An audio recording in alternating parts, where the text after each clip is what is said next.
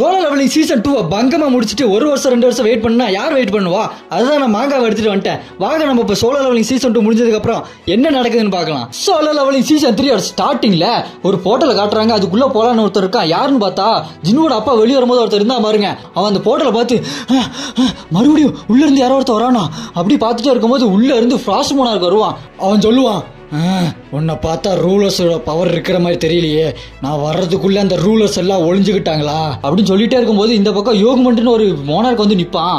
இவன் ஃப்ராஸ்ட் அவனை பார்த்து நீ எதுக்கு இங்க வந்திருக்கேன்னு கேட்டா, நான் உங்ககிட்ட ஈஸ்ட்டை ஒப்படைக்க வந்திருக்கேன் அப்படின்னு சொல்லுவான்.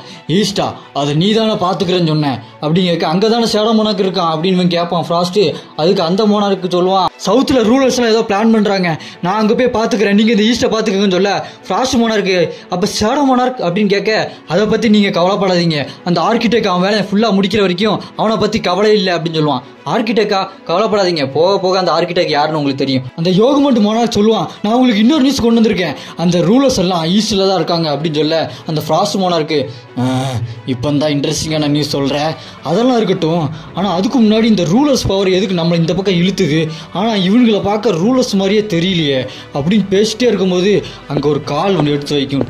டக்குன்னு வந்து அவன் கேட்பான் பாருங்க, நீ ஈஸ்ட்டை பத்தியா பேசுற, ஈஸ்ட்ல இருக்க கொரியா அதுவா அப்படின்னு கேட்க, நீ யாரா, உனக்கு என்னடா கவலை அதை பத்தி அப்படின்னு ஃப்ராஸ்ட் மோனார்க் கேட்க, அந்த யோகமன்ட் ஏப்பா நான் கிளம்புறேன், நீ இதை பாத்துக்கப்பா அப்படின்னு போர்ட்டலை ஓபன் பண்ணிட்டு அவன் போயிடுவான். இது யாருன்னு பார்த்தா ஜின்வுவோட அப்பா.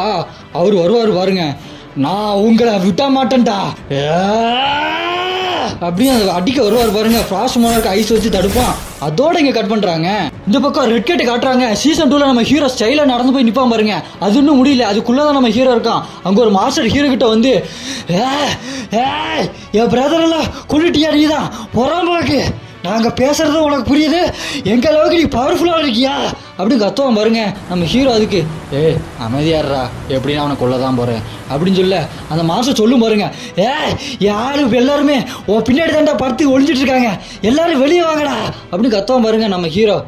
என்னடா காமெடி பண்ற, வெளியே வாங்கடா அப்படின்னு நம்ம ஹீரோ சொல்லுவான் பாருங்க. உள்ள இருந்து அயனு, டஸ்க், இக்ரிஸ் எல்லாம் அவங்க ஆளுகளை குத்தி கொண்டு போட்டு வெளியே வந்து நிப்பானுங்க பாருங்க. அவன் பாப்பான், என்னது அப்படின்னு பாப்பான் பாருங்க.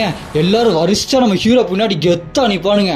அதை பார்த்து மிரண்டு போய் பார்த்துட்டு, என்னடா அது பொறவுக்கு நாயா அப்படின்னு கத்துவான் பாருங்க நம்ம ஹீரோ. அவனை பார்த்து சொல்லுவான், எல்லாரும் போய் அவனை போட்டு தள்ளுங்கடா அப்படின்னு ஹீரோ சொன்னோன்னே ஷேடோஸ்ல இருந்து பெரும் இக்ரிஸ், டேங்கு, அயன் எல்லாரும் பறந்து போய் எல்லாத்தையும் வெளுத்து வாங்கிட்டு வெட்டி வீசிக்கிட்டு இருப்பானுங்க. அப்போ 2 குதிரை மாஸ்டர் நம்ம ஹீரோ பார்த்து ஓடி வந்துட்டு இருக்கோம்.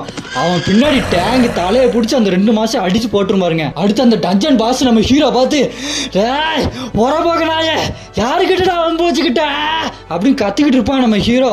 பெரு, இக்ரிஸ் போய் அடிங்கடா அப்படின்னு சொல்லனா இக்ரிஸ் அவன் காலை வெட்டுவான், வெறும் அவன் கையை வெட்டிடுவான் பாருங்க. அடுத்து டஸ்க் மான்ஸ்டர் மாதிரி பெருசா ஆகி அந்த கிராவிட்டி பவரை யூஸ் பண்ணி தூக்கி போட்டு கீழே ஒரே அடி சோழி முடிச்சிருவான் அவனை. ஆனா அந்த டஞ்சன் பாஸுக்கு கொஞ்சம் உயிர் இருக்கும். நம்ம ஹீரோ அப்பா அவன்கிட்ட போயிட்டு, நான் கேட்குற கேள்விக்கு நீ பதில் சொல்லிட்டேன்னா உனக்கு வழி தெரியாத சாவை நான் கொடுக்குறேன் அப்படின்னு சொல்லிட்டு இருக்கும் போதே டக்குன்னு செத்துருவான்.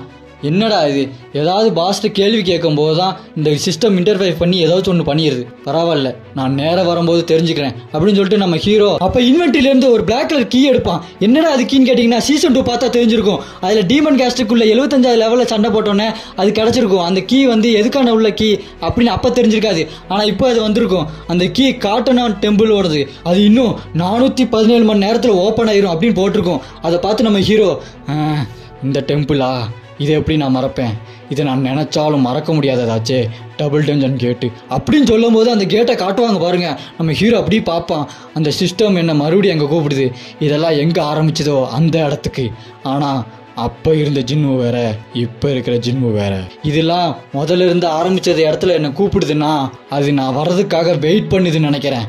அப்புறம் நம்ம ஹீரோ மாசா சொல்லுவான் பாருங்க, வெயிட் பண்ணுறா, நேரில் வரேன் அப்படின்னு சொல்லுவான். அந்த கேட்டை அப்படியே காட்டி திறந்து உள்ள பார்த்தா அந்த சிலை